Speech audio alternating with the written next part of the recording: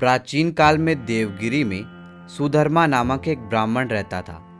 उसकी पत्नी सुदेहा से उनको वर्षों तक पुत्र प्राप्ति नहीं हुई।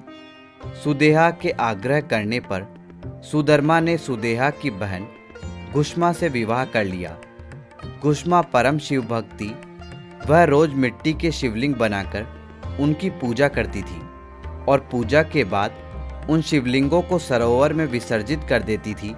समय आने पर शिवजी की कृपा से घुष्मा से सुधर्मा को एक पुत्र प्राप्त हुआ। पुत्र का जन्म होते ही सुदेहा को अपनी बहन घुष्मा से ईर्ष्या होने लगी।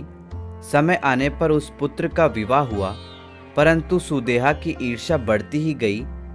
एक रात अपनी इसी ईर्ष्या के कारण उसने घुष्मा के पुत्र को मारकर उसका शरीर उसी सरोवर में फेंक दिया जहां घुष्मा शिवलिंगों का विसर्जन करती थी।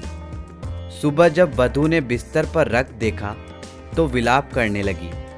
घुष्मा ने बिना विलाप किए अपनी शिवजी की पूजा पूरी की और पूजा के उपरांत शिवलिंगों का विसर्जन करने सरोवर पर गई।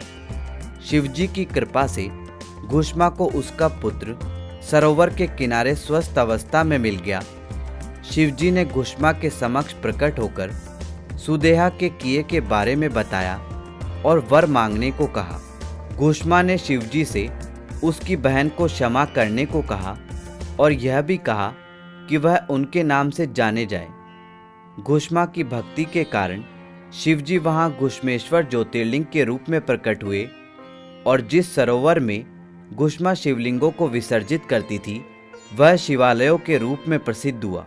दोस्तों, प्राचीन भारत की अनोखी और अनसुनी कहानियां देखने के लिए हमारे YouTube चैनल भगवा पत्रिका को अभी सब्सक्राइब करें और बेल आइकन का बटन दबा दें, जिससे आपको हमारे लेटेस्ट वीडियो के नोटिफिकेशन सबसे पहले मिल सके। धन्यवाद दोस्तों।